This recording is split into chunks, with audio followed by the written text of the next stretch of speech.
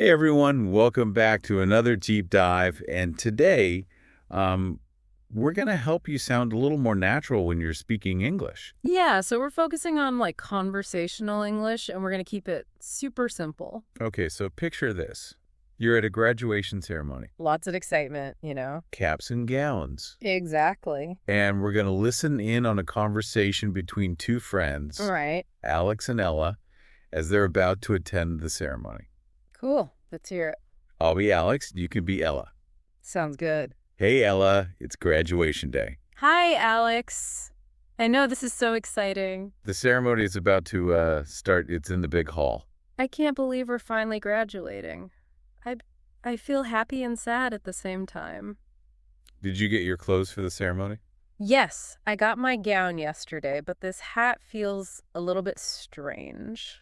Your parents must be so proud to see you graduate. They're already here and they're taking so many pictures. We should take a picture together to remember this day. That's a great idea. Let's take one before we go to our seats. So that was fun, wasn't it? It was, Now let's take a closer look at some of the words and phrases they used. yeah, like when Ella said she was happy and sad. Yeah. That's a pretty common feeling at graduation, right? For sure, it's like a mix of excitement for the future and maybe a little bit of sadness about leaving things behind. Exactly. And there's a word for that in English. We call that feeling nostalgia. Nostalgia, I like that. Yeah. So Ella could have said, I'm feeling nostalgic, but, happy and sad works too. Especially for beginners. Exactly. Now, remember when Alex asked Ella, did you get your clothes for the ceremony? Yes. He used a more formal word. Oh, what was it? He said attire. Attire. Yeah, attire. It's like a fancier way to say clothes. And what about when Ella mentioned that her hat feels strange? Oh, she was talking about that square cap that graduates wear. Right. It's called a mortarboard. Mortarboard, interesting. Yeah. Okay, so I've got nostalgia, attire, and mortarboard. Uh-huh. And then Alex said, we should take a picture to remember this day. We wanted to commemorate the occasion. Commemorate. So that means like doing something special to remember an important event. Exactly like taking a picture. Okay, so much good vocabulary. Yeah. Let's quickly review those words again just so they really stick. All right. First, we have nostalgic.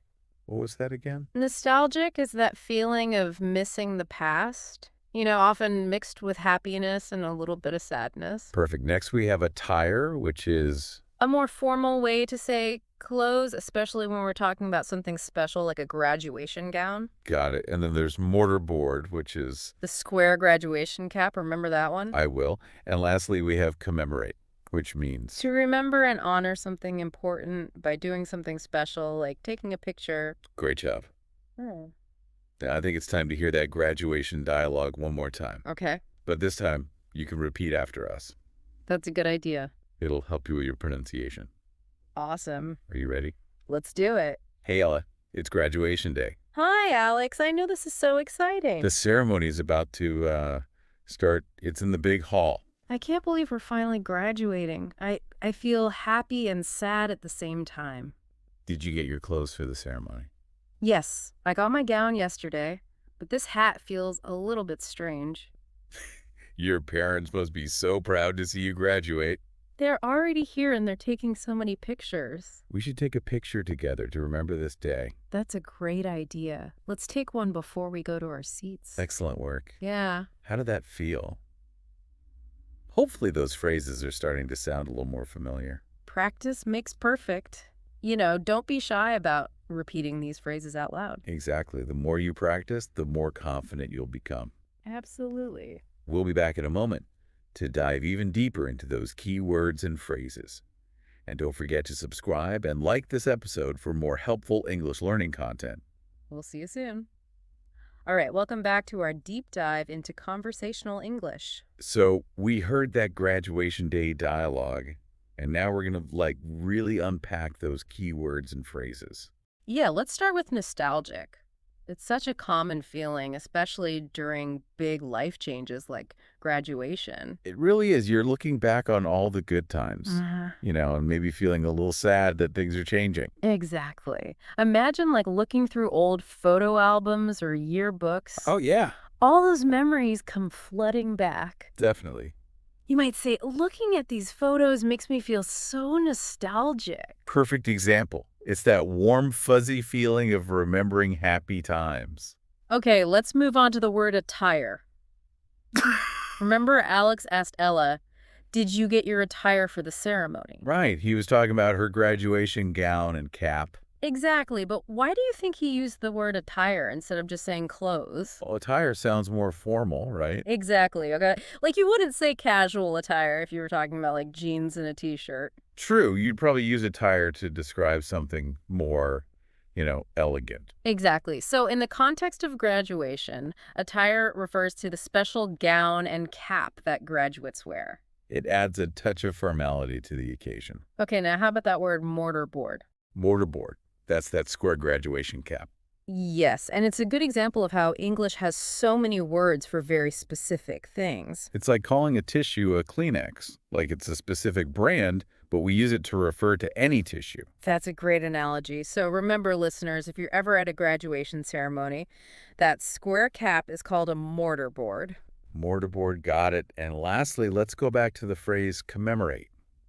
Remember Alex suggested taking a picture to commemorate their graduation? Right, and that's a common way to commemorate an event, but there are many other ways. Oh, like what? People might plant a tree, or write a poem, or even create a scholarship fund in someone's honor. Wow, those are some really meaningful ways to commemorate something special. It's all about finding a way to honor and remember something important. So commemorate goes beyond just remembering. It's about like creating a lasting tribute. Precisely. Okay, so we've covered a lot of ground here. Okay. Let's hear that graduation dialogue one more time.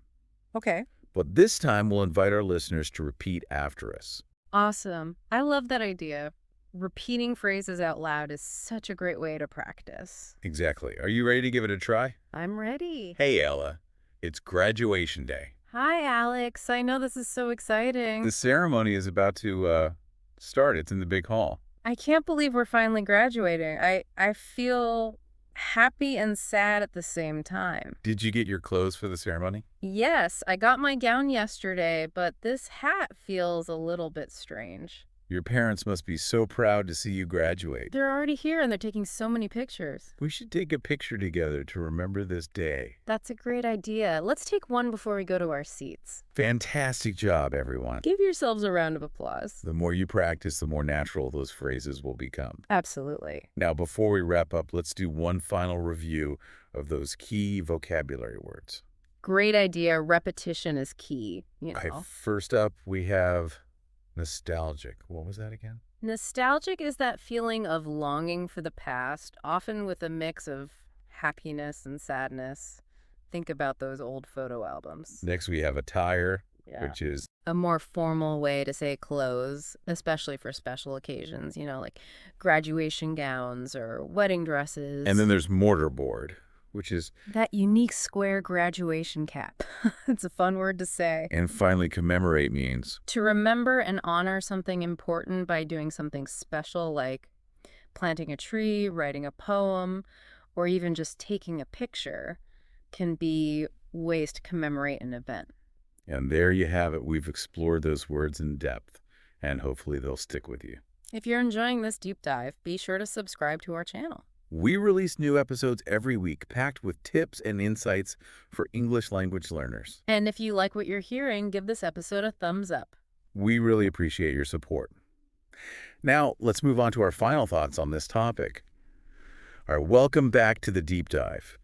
We've been taking a really close look at those key words and phrases from our graduation day conversation. Yeah, we've talked about nostalgic, attire, mortarboard, and commemorate. You know what's fascinating to me is how these words sound kind of fancy, but the ideas behind them are actually pretty simple.